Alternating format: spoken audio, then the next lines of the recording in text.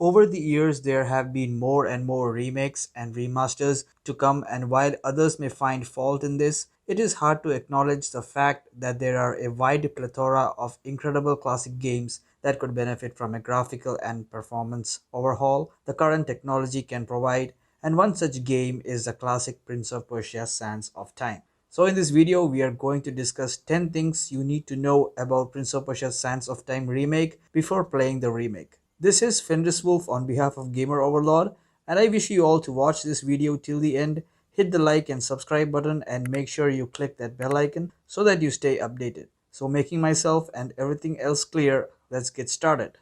So the game was met with critical acclaim upon release, and it is widely considered as one of the greatest video games of all time. And in 2020, Ubisoft officially announced to remake the classic hit. Before everyone gets the chance to master the power of the sand once again, there are a couple of things they need to know about the remake first.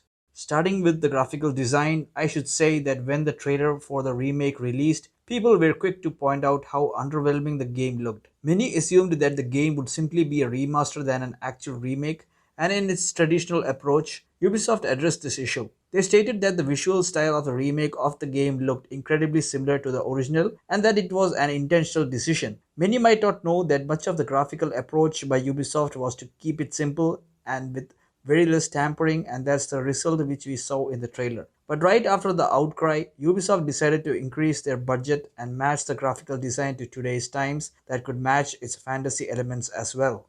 Next, coming to the responsive camera system, Sands of Time has a problem of fixed camera angles. With a game with heavy parkour elements and fast-paced action, the game can really benefit from a better camera system. For example, while executing a wall run and moving ledges swiftly, often we have witnessed the camera getting fixed at an angle which confused players where they actually wanted to head to, and a rework on this can get the game on a right track. Well, according to game's internal sources from Ubisoft's Pune studios, Sands of Time Remake will have improved camera angles where players will be able to maneuver and fight with a more responsive camera, which can make their gameplay much better.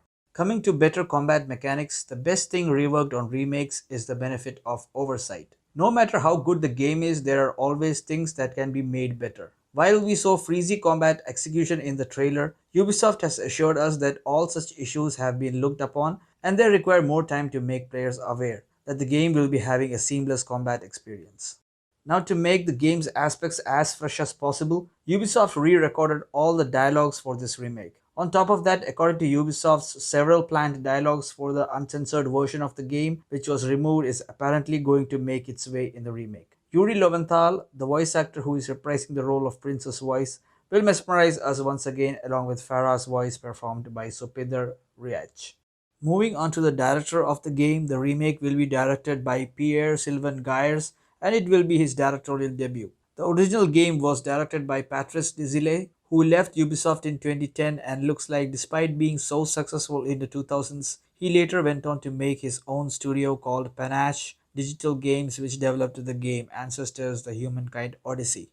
Now we come to the studios developing the game, and we all know that Ubisoft Pune will be working alongside Ubisoft Mumbai, and these studios have assisted in the development of various Ubisoft games such as Riders Republic, Hyperscape, and Far Cry 5. Despite most of the fans' remarks that the game seems more like a remaster than remake, the director Pierre Sylvain has reiterated that the game is indeed built from the ground up, just as all remakes are. The character models will be all redesigned, the dialogues will be re-recorded, and the mechanics will be improved through a feedback system. Ubisoft has also noted that there will be things present in the remake that wasn't there in the original, which can attract more of our curiosity further. Finally, coming to the release standpoint, I had mentioned in my previous videos that the game was indefinitely delayed due to various uncontrollable factors. As of now, there is no official announcement of the game's new release date, and we all know now that everything will be again pushed to the limits to ensure the remake to be the best.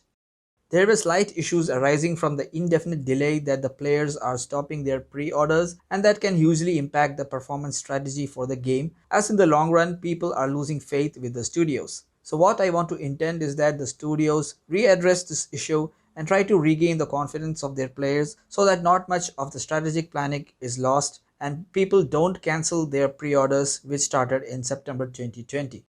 So that's it from the video, guys. We hope you give your positive feedback about Prince of Persia Sands of Time remake and how you feel about the game's future. Also, do follow our Instagram handles for regular updates for the same. We will be seeing you in the next one.